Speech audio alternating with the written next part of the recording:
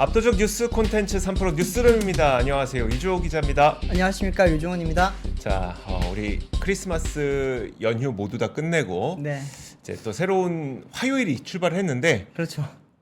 사실 이게 연말이라 새로운 출발이라는 느낌보다 한 해를 좀 마무리하는 그런 느낌이 더 강한 한 주가 아닌가 싶습니다. 잠깐 쉬다가 회사를 나온 게 아니라 계속 쉬다가 잠깐 회사 나왔다 다시 쉬러 가는 그런 느낌? 자, 그러니까요. 여러분들께서도 아마 그 연말 분위기를 많이 만끽하고 계실 텐데 또 이런 상황에서도 뉴스는 계속 발생을 합니다. 저희가 그렇죠. 퇴근길 여러분들의 퇴근길을 채워드릴 만한 주요 뉴스들 하나씩 정리해드리겠습니다. 자, 첫 번째 뉴스부터 한번 볼까요? 네, 첫 번째 뉴스는 제가 준비했습니다. 이제 200조의 부채를 가지고 있는 한전이 자회사를 통해서 중간 배당 3.2조 원 가량을 지금 벌어들이겠다라는 그런 소식이 들려왔습니다. 네. 벌어들인다기보다는 수혈을 받겠다라는 이야기인데요. 오늘 이제 한전의 자회사인 이제 한국동서발전이 이제 지난 22일 이사회를 열어서 이제 모여서 한전이 요청한 2,990억 원 가량의 지금 중간 배당 안건을 이제 표결을 통해서 이제 통과를 시켰습니다. 이를 통해서 이제 한전이 앞서 뭐 공표했었죠. 3조 2천억 원 가량의 지금 중간 배당을 한번 받겠다, 자회사를 통해서 이번에 확보를 하겠다라고 했던 거에 첫 단추가 끼워지게 된 셈이고요. 나머지 회사들이 좀 한전 KDN이라든지 다른 자회사들도 오는 29일 이내에 이사회를 열기로 했고 27일에는 이제 한국 수력 원자력도 지금 이번에 이사회를 열어서 앞으로 이렇게 지금 중간 배당을 계속 의결시킬 걸로 지금 보입니다. 한전이 이렇게 지금 뭐 중간 배당을 통해서 이제 자금을 확보를 하는 이유는 사실은 이제 한전채 발행이랑 제일 지금 깊은 관계가 있는데요. 네. 올해 같은 경우에는 한전채 발행이 지금 79조 원 가량 지금 발행이 된 상태입니다. 근데 내년에 만약에 지금 올해 현재 지금 한전의 실적이 계속 이어지고 누적 손실이 그리고 이제 부채가 계속 이어지게 되면은 내년 3월에 발행할 수 있는 이제 한전채량이 이제 74조 원까지 줄어들게 되는 상황입니다. 그러다 보니까 한전 입장에서는 지금 계속 적자가 이어지고 있고 또 돈이 부족한데 한전채를 더 발행하기는커녕 지금 5조 원 가량을 오히려 즉시 상환해야 되는 그런 상황이거든요. 네. 그러다 보니까 이제 한전이 이번에 뭐 3분기 때 흑자 전환도 잠깐 했었고요. 그리고 이번에 그 중간 배당을 통해서 이제 자본금을 3조 2천억 가량 지금 확보를 하게 되면은 발행할 수 있는 한전채 규모가 약 한 90조까지 다시 늘어날 수 있다라고 이야기를 하다 보니 그래서 지금 한전 쪽에서는 자회사들이 조금 뭐 어려울 수도 있지만 그런 상황을 지금 감안하고서라도 어쨌든 지금 모회사의 안정성을 위해서 이렇게 지금 중간 배당을 실시한다고 합니다. 한전 실적 한번 제가 준비한 걸 보시면은 한전이 사실은 계속 2021년도부터 계속 지금 적자 행진을 해왔거든요. 근데 보시면은 빨간색이 지금 적자 영업 손실입니다. 2021년도부터 지금 2022년까지 45조 원 가량의 지금 누적 적자가 있었고요.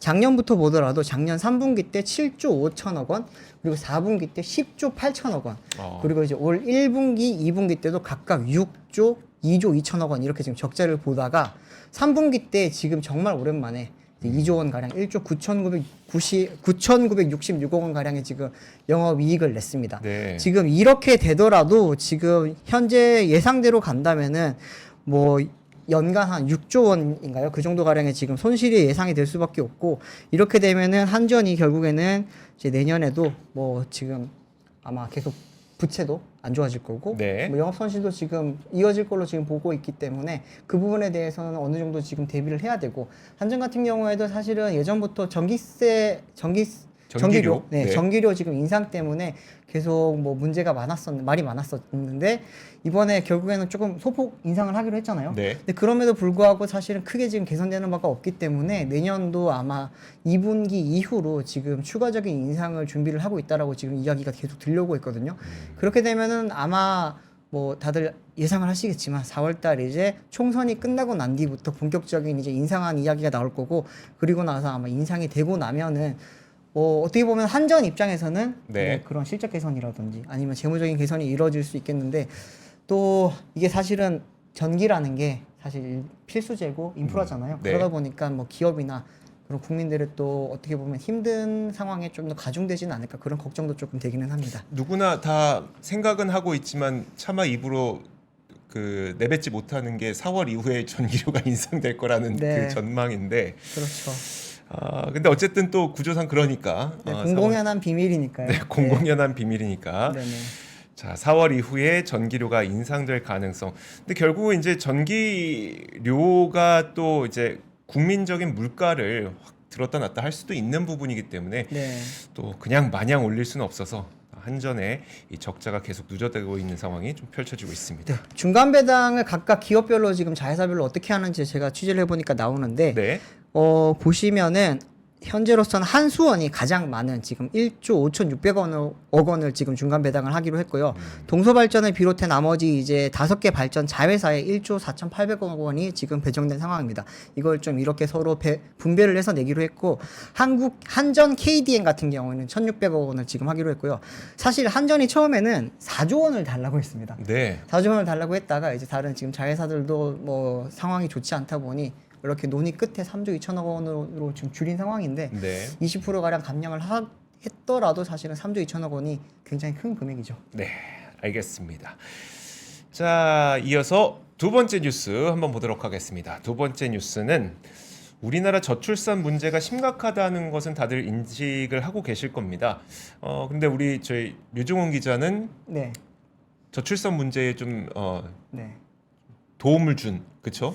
아이가 둘이니까 2명이 결혼해서 2명을 낳았으니까 네. 평타 쳤는데 평타 쳤습니다. 사실 네. 지금 우리나라 입장에서는 2명이 결혼해서 2명 낳으면 네. 저출산 문제 해결에 큰 도움을 주고 있는 겁니다. 네. 자, 그런데 이 저출산 문제라고 하는 것이 그러면 원인이 무엇이냐를 참 논의할 때마다 저희 방송에서도 많이 했고 저도 이제 관련자 분들하고 이야기를 나눠보면 정말 한두 개가 아닙니다. 뭐 수십 개, 수백 개의 문제가 겹치고 겹쳐서 발생하고 있는 게 바로 우리나라의 저출산 문제인데 뭐 예컨대 이런 거죠. 그러니까 집이 비싸니 결혼을 못하고 결혼을 못하니 애를 못 낳고 뭐 이런 식으로 문제들이 다 이제 뭐 경제적인 것, 사회적인 것 이런 것들이 다 같이 뭉쳐져서 그리고 서로 얽히고 얽혀서 저출산 문제를 만들어내고 있습니다. 그러다 보니까 우리나라 저출산 현황을 입체적으로 바라볼 수 있도록 출생아 수뿐만 아니라 출산율 외에도 다양한 지표를 봐야 된다는 목소리가 좀 높았었고요. 이에 따라서 이번에 통계청에서는 그러면 이 23가지 항목을 좀 지정을 해서 이 모든 것들을 입체적으로 바라볼 수 있는 통계적 지표를 만들자라고 해서 오늘 처음으로 그 내용이 공개가 됐습니다. 일단 무엇을 볼 수 있는지를 한번 살펴드리도록 하겠습니다. 화면 함께 보시면요. 일단 가장 왼쪽에 있는 출산 현황이라고 보는 게 그러니까 그러면 왜 출산을 안 합니까입니다. 그래서 뭐 의향이 있을 수도 있는 거고요. 뭐 요즘엔 저는 비혼이에요. 뭐 이럴 수도 있는 거고 저희는 둘이서 행복하게 사는 게 좋아요라고 할 수도 있는 거고 아니면 두 번째로 보이는 게 이제 혼인력인데 출산력인 세 번째로 보이는 게 출산력인데 뭐 출산은 했지만 우리는 뭐 아이를 안 낳고 싶습니다. 이런 견해가 될 수도 있는 겁니다. 그러면 그게 어디에서 발생을 했냐라고 하는 게 그 오른쪽 편에 보이는 결정 요인입니다. 그래서 가족 형성 조건 자체가 요즘에 많이 달라졌잖아요. 그래서 둘이 살아도 행복하다라는 그런 인식도 될 수가 있는 거고 다만 그 아래 보이시는 아니다. 우리는 뭐 그 아이는 있었으면 좋겠지만 양육에 좀 힘이 들고 돌봄이 어렵다. 뭐 이렇기 때문에 우리는 아이를 못 낳습니다. 라고 하는 게 결정 요인이고요. 그러면 이런 결정 요인을 갖게 된 여러 가지 요인들을 또 가족 정책에서 오른쪽에서 보는 겁니다. 왜 양육과 돌봄이 어렵습니까? 양육이 지원되지 않습니다. 우리 애 낳는다고 누가 키워주겠습니까? 그리고 우리는 맞벌이를 해야 되는데 시간이 부족합니다. 뭐 이런 얘기들도 있을 거고요. 맨 위에 보이시는 지출 규모. 아이는 낳아서 키우고 싶고 양육할 수도 있는데 돈이 부족합니다. 라고 하는 게 될 수도 있고요. 그래서 이 모든 것들을 통틀어서 우리가 저출산의 이유를 좀 분석해 볼 수 있는 지표들을 이번에 통계청이 발표를 하게 된 겁니다. 그래서 총 23개 지표가 통계청을 통해서 공개가 됐는데요.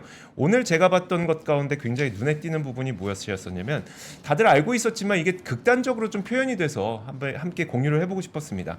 화면 함께 보시면 출생아 수가 지난 2000년 초반에 1년 동안 64만 명이었는데요. 지난 2022년에 보니까 출생아 수가 25만 명 정도죠. 24만 9천 명이니까. 와.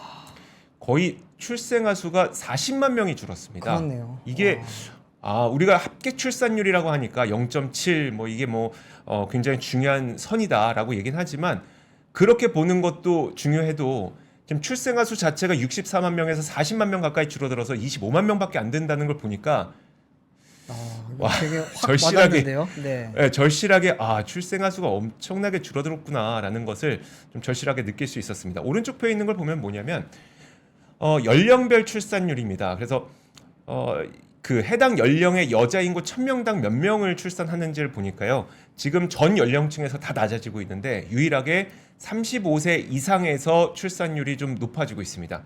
보시면은 다른 연령은 뭐 1000명당 73명 뭐 그리고 그 20대 25세에서 29세를 보시면 가장 진한 녹색인데요.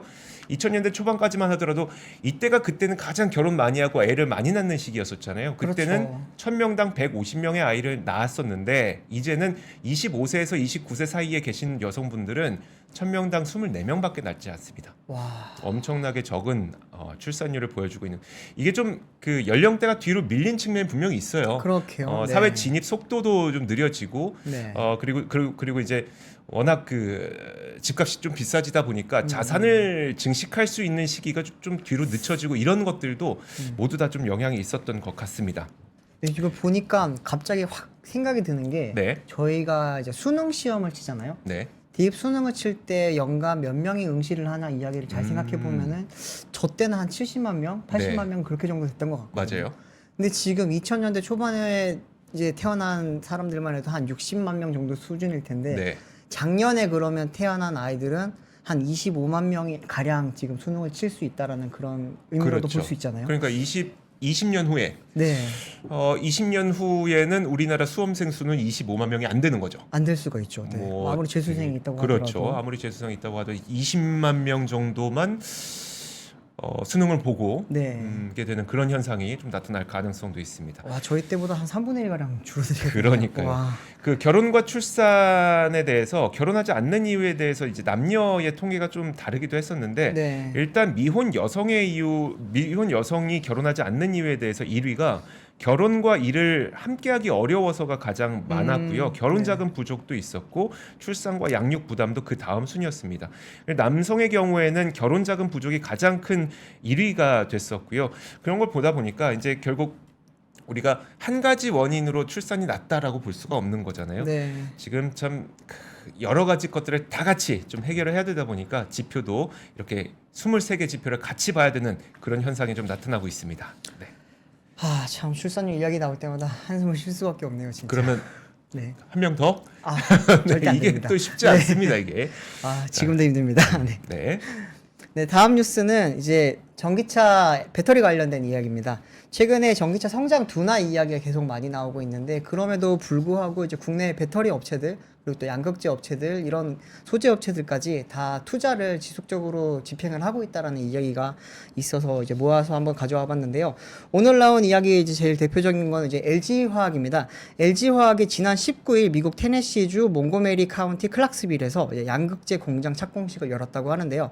이 공장 같은 경우에는 이제 2단계에 걸쳐서 투자가 이루어지는데 첫 번째 1단계로 2조 원을 투자를 해서 연간 생산량 약 한 6만 톤 가량의 이제 NCMA, 니켈, 코발트, 망간, 알루미늄 이렇게 지금 4원계 배터리 양극재를 지금 만들게 되고요.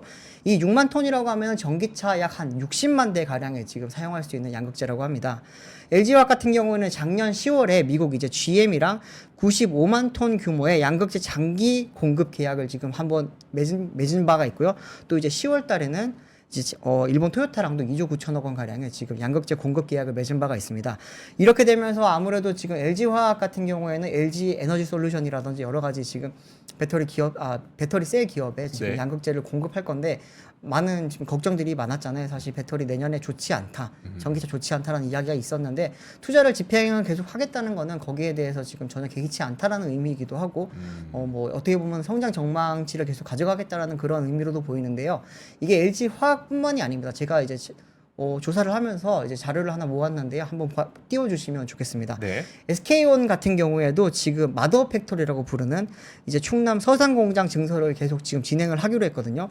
지난 8월 달에 이제 SK온이 이제 충남도랑 서산시랑 투자 협약을 맺은 게 있고 여기에 대해서 지금 2025년까지 3공장 증설을 완료한다고 했거든요. 근데 이제 SK온은 2공장, 3공장을 지속적으로 지금 이제 개조를 하고 증설을 하기로 지금 했고 여기에 대해서 지금 자본금을 또 SK 이노베이션 쪽에서도 집행을 해주기로 하면서 1조 7,500억 원 가량을 지금 투자를 하기로 이사회에서 의결이 났습니다. SK온 같은 경우에는 이번에 3공장 증설 투자액보다 이제 SK이노베이션 같은 경우에는 이번에 이제 기존에 알려졌던 것보다 더 많이 하게 됐던 이유가 1조 5천억 원으로 알려졌었는데 7,500억 원으로 늘어난 거는 이제 뭐 다른 이 공장에 대한 개조 정도도 들어가기 때문에 네. 이번에 투자 금액이 좀 더 늘어났다고 하고요. 삼성 SDI 같은 경우에도 지금 뭐 미국 인디애나주에 이제 스텔란티스랑 합작 공장을 짓고 있는 걸 이제 지속적으로 지금 건설하기로 했습니다.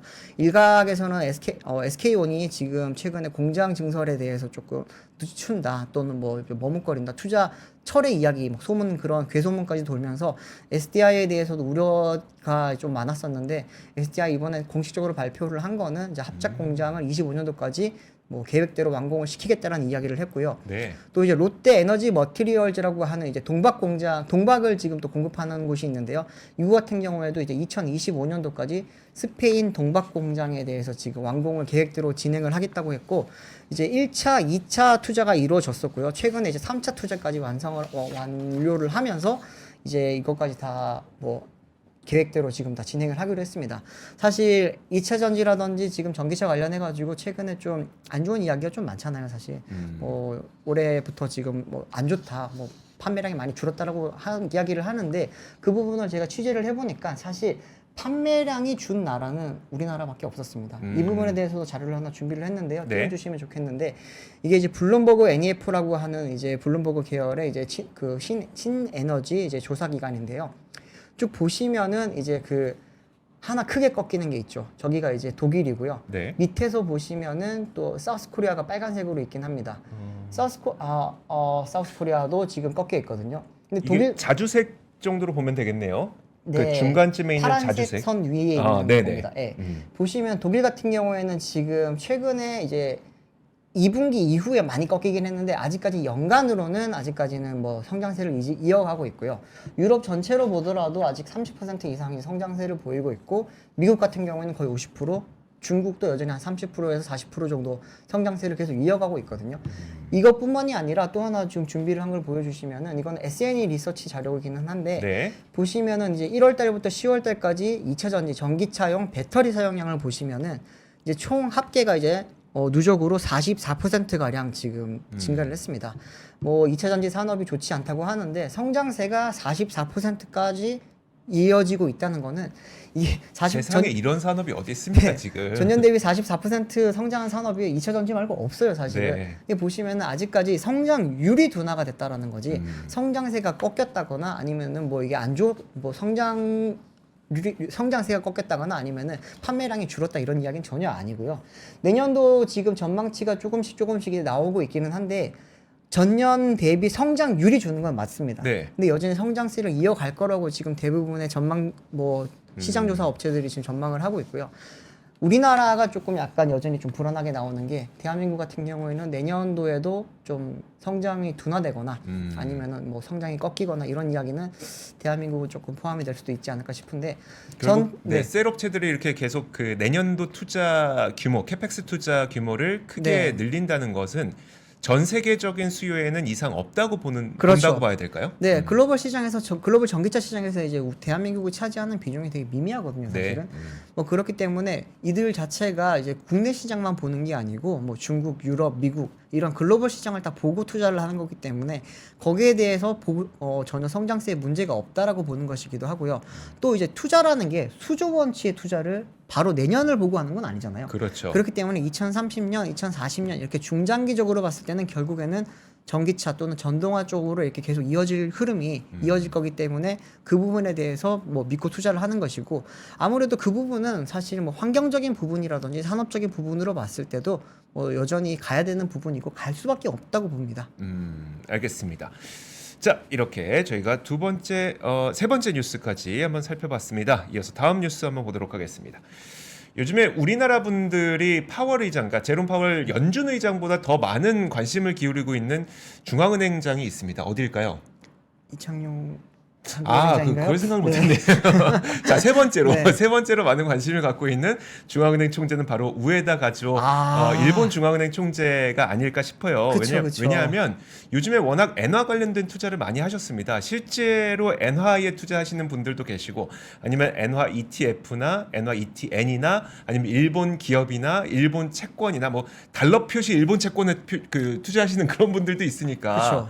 정말 많은 분들이 그 일본과 관련된 투자를 하고 계시는데 그러다 보니까 이제 우에다 총리의 입에 많이 주목을 합니다. 그런데 그 우에다 가지오 일본 중앙은행 총재가 다시 한번 통화 정책의 출구 전략을 시사했습니다.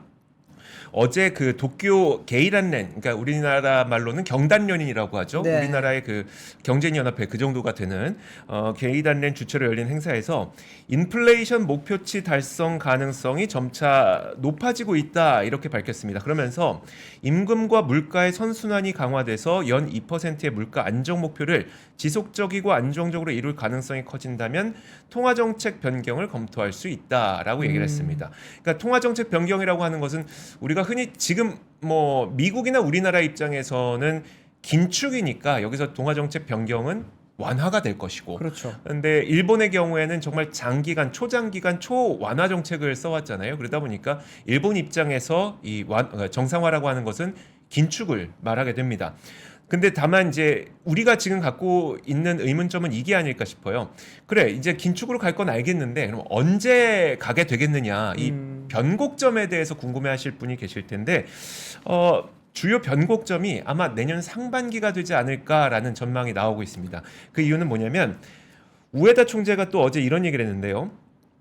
내년 춘계노사 협상, 우리말로 이제 춘투라고 부르는데 춘투에서 뚜렷한 임금 인상이 이루어질지가 중요한 포인트라고 설명했습니다. 우리나라는 하투죠. 그렇죠. 우리나라는 이제 여름철에서 가을 넘어갈 때 그때 보통 노사 협상을 하게 되니까 하투라고 네. 부르는데 일본에서는 보통 봄철에 시작을 하게 됩니다. 노사 협상을. 그러니까 이 노사 협상이 2월부터 3월까지 이루어지게 될 때 그때 실질적으로 임금이 인상되는 현상이 목격된다면 그거는 이제 물가 상승 그다음에 임금 인상 그렇게 되면 결국 금리 인상까지도 이어질 수 있다는 그쵸. 이야기를 또 하게 된 겁니다. 자 그래서 로이터 통신에서도 그의 이런 발언을 두고 정책 수정 가능성을 밝힌 가장 분명한 신호다 이렇게 밝히기도 했습니다. 시장 전망도 거의 비슷합니다. 그냥 내년 1분기 출고 전략에 나설 것이란 전망이 시장에서 가장 많이 나오고 있고요. 니케이 설문조사에 따르면 시장 전문가 중 36%가 1분기 안에 단기 금리를 좀 올릴 것으로 봤고요. 그리고 43%는 2분기를 점 찍었기 때문에 설문조사를 한 전문가 10명 중 8명 정도는 내년 상반기에는 일본의 금리 인상이 시작될 수 있을 것이라고 전망을 하고 있기 때문에 우리나라 투자자분들 정말 대단하다. 정말 잘하셨다. 그러게요. 라는 느낌이 듭니다. 국내 투자자들 진짜 똑똑해요. 정말 똑똑합니다. 네, 누구보다 빠르고. 자, 그렇습니다. 자, 그러면 다음 뉴스도 한번 보도록 하겠습니다. 네, 다음 뉴스는 뭐 자동차 관련된 거 하나 준비를 했는데 네. 국내에서 올해 출시된 자동차 중에서 가장 튼튼한 자동차를 어떻게 보면 가장 안전한 자동차를 네. 뽑는 그런 테스트가 있거든요. 국내에서 출시된 자동차요? 네, 올해 제가 알기로 한 50여 종 가량의 지금 신차가 출시가 됐는데 네. 그 중에서 15대를 두고 이번에 신차 평가를 했습니다. 어떤 차가 1등을 했을까요? 어떤 차가 1등했을까요? 우리나라 신차죠? 네, 왠지 튼튼한 네, 이미 헤드라인이 나와버렸네요. 나왔습니까? 네, 헤드라인에 나와 있는 BMW i5라고 하는 전기차가 이제 국내에서 출시한 차 중에서 이제 가장 안전한 차량으로 나왔는데요. 그 평가표 자체를 제가 가져와 봤습니다. 한번 띄워주시면 좋겠는데요. KNCAP이라고 해서 이제 한국 교통안전공단 자동차안전연구원이랑 국토교통부에서 실시하는 이제 안전도 평가입니다. 신차 안전도 평가에서 BMW의 i5가 지금 가장 높은 점수를 받았거든요. 좀 크게 띄워주시면 네, 93.6점을 받으면서 1위를 차지를 했습니다. 2위가 이제 기아의 EV9이 92점으로 2위를 차지를 했고요. 네. 이제 벤츠 C300 차량이 92.5점으로 이제 3위를 차지를 했는데 이게 왜 아마 이게 순서가 좀 잘못된 것 같습니다. 네. 벤츠 이제 C300이 2위고 기아 EV9이 3위고요. 그리고 이제 그 다음 번 보시면은 뭐 아우디 Q4 이트론 이게 보니까 순서대로 지금 나와 있는 게 아니라 번호대로 나와 있네요. 죄송합니다. 지금 보시면 제가 알기로는 이제 C300, 기아 EV9, 이제 그리고 제네시스 GV60이 이제 89.4점으로 이제 4등, 현대차 그랜저가 89.2점으로 5등, 이제 폭스바겐 ID4가 이제 89.1점으로 6등, 뭐 코나 EV가 88.9점으로 7등, 뭐 이런 식으로 지금 순서가 쭉 나와 있는데 i5 같은 경우에는 뭐 BMW에서 올해 출시한 전기차이기도 하고 이 차량 같은 경우에는 뭐 5 시리즈라고 하는 이제 그 BMW의 가장 인기 있는 모델 있잖아요. 네. 그 차량의 전기차 버전입니다. 그러다 보니까 뭐 당연히 많이 팔릴 걸로 예상이 되는데 이번에 출시가 되면서 좀 가격적인 부분에서 기대를 많이 했었는데 가격이 조금 비싸게 나왔거든요. 거의 1억 원 가량을 줘야지 살 수 있기 때문에 많이 팔릴지 안 팔릴지는 두고 봐야겠지만 안전성은 아무래도 뭐 입증을 받았다 이렇게 지금 볼 수가 있습니다. 그런데 지금 좀 걱정되는 부분이 하나 있기는 합니다. BMW 같은 경우에도 이제 올해 좀 대규모 리콜을 되게 많이 했거든요. 네. 그 중에서도 이제 CCU라고 해가지고 컨바인드 차징 유닛이라고 하는 게 있습니다. 기억하실지 모르겠는데 제가 이제 올해 초에 좀 보도를 했었던 이제 EV9 기아 EV9의 ICCU라고 하는 게 이제 결함 문제가 하나 있었잖아요. 네. 그거랑 같은 역할을 하는 이제 통합 충전 유닛이라고 보시면 되는데요.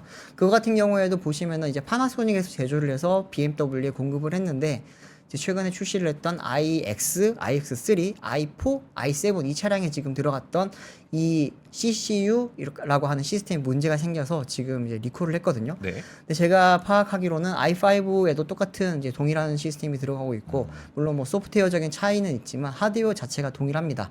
그렇기 때문에 그 부분에 대해서 뭐 점검이 제대로 이루어졌는지 어쩌면 좀 개선품이 잡혔는지라는 걸 조금 두고 봐야 될 것 같긴 하고요. 아무래도 지금 그 부분은 국토교통부라든지 지금 아니면은 뭐 지금 교통안전공단 자동차 안전연구원 쪽에서 되게 좀 촉각을 세우고 있는 게 네. 자신들이 평가를 했을 때 물리적으로 가장 안전한 차라고 이야기를 했는데 또 이런 또 다른 부분에서 문제가 발생하면은 또 그 부분에 좀 그러네요. 네, 좀 약간 그러네요. 멍해가 될 수가 있기 때문에 좀 지켜본다고 하고 있습니다. 알겠습니다. 자, 다음은 짤막하게 그 단신 하나만 좀 전해드리겠습니다. 그 헤드라인 한번 열어주시면요. 뉴스가 아닌데 라는 제가 그건 빠졌군요. 자, 좋습니다. 어쨌든 나왔습니다. 뉴스가 아닌데 삼성중공업 우크라이나발 여파에 러시아 조선소에서 LNG 운반선 건조를 중단했다라는 소식입니다. 사실 이게 그 오늘 뭐 다양한 뭐 여러 가지 뉴스가 나오길래 제가 좀 확인을 해봤는데요. 이게 원래 15척의 러시아로부터의 주문을 받았었고 그 5척이 이미 러시아와 우크라이나 전쟁이 발생할 때쯤에 인도가 됐습니다. 나머지 10척에 대해서는 이제 러시아 전쟁이 발발하고 나서 건조를 중단한 상태였었는데 오늘 이게 왜 갑자기 로이터에서 이 뉴스가 나왔는지 이유를 찾을 수 없을 정도로 사실 오늘 발생한 사건은 제가 지금까지 취재한 바로는 없었습니다. 네. 근데 이 뉴스가 좀 많이 떠서 혹시 새로운 뉴스가 떴는데 뭐 새롭게 뭐 건조가 중단된 거야라고 혹시나 좀 오해하실 수 있는 부분들이 있어서 그런 건 없었는데 로이터에서 한번 이제 보도가 나오고 나서 그게 이제 우리나라에서도 좀 많이 기사화됐다 이 정도로 보시면 될 것 같습니다. 아무래도 중단 자체가 좀 장기화되다 보니까 취소에 대한 우려가 좀 있어서 보도가 되지 그래서 않았을까요? 취소에 대해서도 물어봤는데 아직 네. 취소는 안 됐다고 하니까 네네. 크게 달라진 바는 없었다고 보시면 될 것 같습니다. 자, 이렇게 3프로 뉴스룸이 준비한 소식은 여기까지입니다. 저희는 내일 오겠습니다. 고맙습니다. 감사합니다. 외환위기 오는 거 아니에요? 금융위기 오는 거 아니에요? 이런 질문들을 좀 굉장히 많이 받았었습니다. 탐욕이 되게 강했을 때 위험자산으로서의 극단적인 쏠림이 나타나고 공포감이 극에 달했을 때 안전자산으로서의 극단적인 쏠림이 나타나거든요. 과거의 일이 미래에 똑같이 일어난다 이건 아니지만 그때 당시에 위기 상황에서는 어떤 공통점들이 있었는지를 보면서 우리가 대비를 하는 방법도 고민해 볼 수 있고요. 과거를 제대로 이해하는 순간 위기의 실체가 드러납니다. 오건영의 현실 경제 이야기를 서점에서 만나보세요.